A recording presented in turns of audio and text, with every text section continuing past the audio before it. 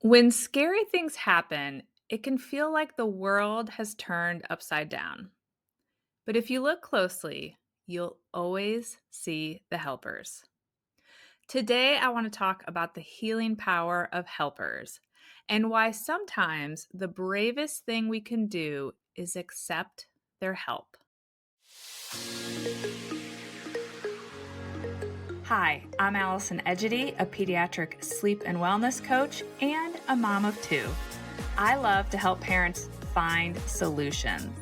This is How Long Till Bedtime.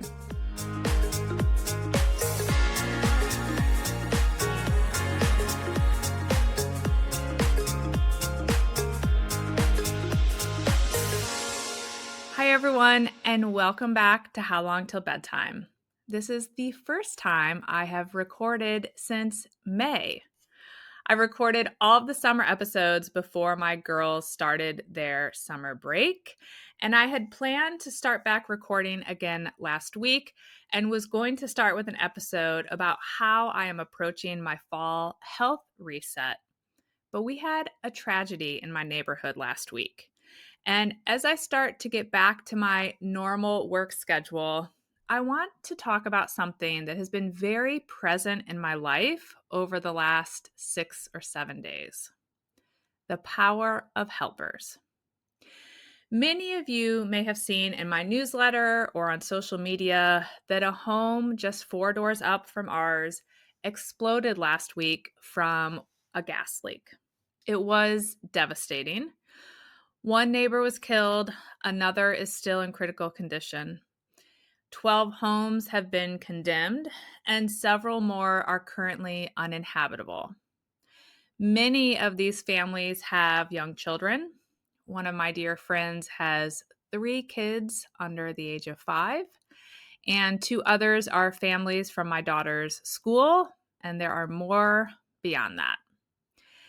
It's really hard for me to wrap my head around how many lives changed in an instant on what was otherwise an ordinary Tuesday evening. And yet, in the middle of all of that heartbreak, something else has been just as striking: the helpers. Moms immediately, and when I say immediately, I mean within an hour, collected diapers, clothes, etc. for those families with young children who were immediately displaced. People were opening their homes to these families and to their pets.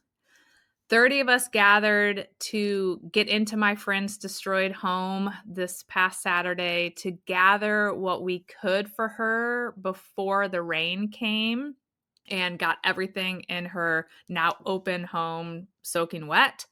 And we moved her sweet family into their new rental. Mr. Rogers famously said that when scary things happen, look for the helpers. And he was so right. There is something profoundly comforting about witnessing kindness, generosity, and compassion when the world feels upside down. Helpers are actually everywhere if you look for them, and seeing them show up in moments of tragedy is healing in a way I can't quite put into words. I've also been reminded this week of something that I think is equally as important. It's not just healing to see the helpers. It's also healing to be a helper. There's a profound feeling of helplessness when you feel so grateful that your family is safe and in their home, and also guilty. That's the only way I can describe it. Guilty for your great fortune when people you love and your neighbors were not that fortunate. But when you can help, you truly feel a little less helpless. With so many displaced after this tragedy, I also noticed something else. It's very hard for some to accept help. And I think many of us, maybe especially parents, struggle with this. We carry a strong desire not to be a burden on others, especially on other parents who we know are also stretched thin. So many of us have been raised to be self sufficient at all costs. And we tell ourselves that we can handle it, we can get through this.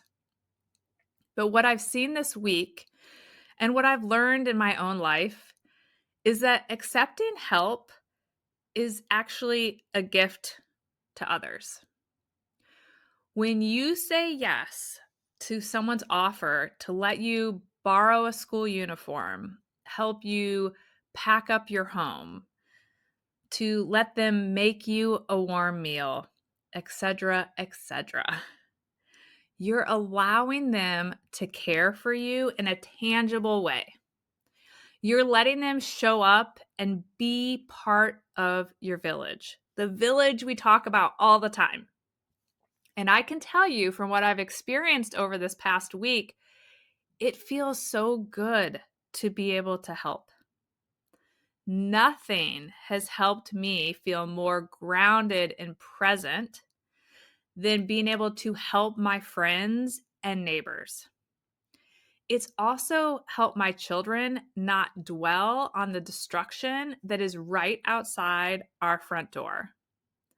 They are now looking for the acts of kindness. They commented as we came home from school yesterday that there were volunteer firefighters helping to clean up debris from all of the yards. And they said, "Isn't that so kind of them?" So instead of just seeing the destruction, they were seeing this kind act. And it's helped them want to find ways to be kind to the people in our community. And I think the truth is, when we are hurting and in need of help, we don't even realize how much an act of kindness might mean to us. I've been struck by the emotions of the moms who have either willingly accepted help or have been the recipient of various acts of kindness despite telling me and everyone else that they don't need anything. Every single one of these moms that I have encountered have gotten really emotional when accepting an act of kindness. And then they've apologized for their emotions. When I delivered a home cooked meal to a mom last night who is living in a hotel with her husband and her 3 children, she teared up and then she immediately apologized for being emotional. And when I gently reminded her that she didn't need to apologize and that she was giving me a gift by letting me help her, she was helping me heal from everything that was going on. She admitted, "I just have a very hard time accepting help. And I guess I just feel very vulnerable right now."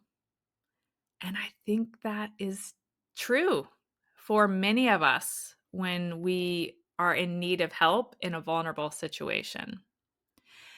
And what I want her and all of these other families and anyone who needs help to know is that they deserve to have a village supporting them in their time of need. And they are giving me and everyone else they accept help from a gift. They are allowing us to take a step towards healing and to feel the joy that comes from being kind. And they're allowing us to show our children what community should look like. These large and small moments are a true chance for connection in our very, very hectic lives. And this is just as true in everyday life as it is in moments of tragedy. I was thinking yesterday about those early days of parenthood when you're sleep deprived, struggling with anxiety, and probably most certainly feeling overwhelmed by all of the change. Accepting a meal, letting a friend hold the baby so you can shower, saying yes when someone offers to fold a load of laundry or load the dishwasher. It can feel so hard to accept these acts of kindness from our friends and neighbors, but they matter so much. These small acts of kindness can make you feel less alone in a vulnerable season. And they can make those that help you feel connection and a sense of community as well. It always brings me joy when I can help a family with a new baby by bringing them a meal. So here's what I want to leave you with today. Look for the helpers. They are always there. Don't hesitate to be a helper, even in small ways. You never know how much comfort it can bring someone. Even if your friend or neighbor says they don't need anything, you might just show up with that cup of coffee or that hot meal.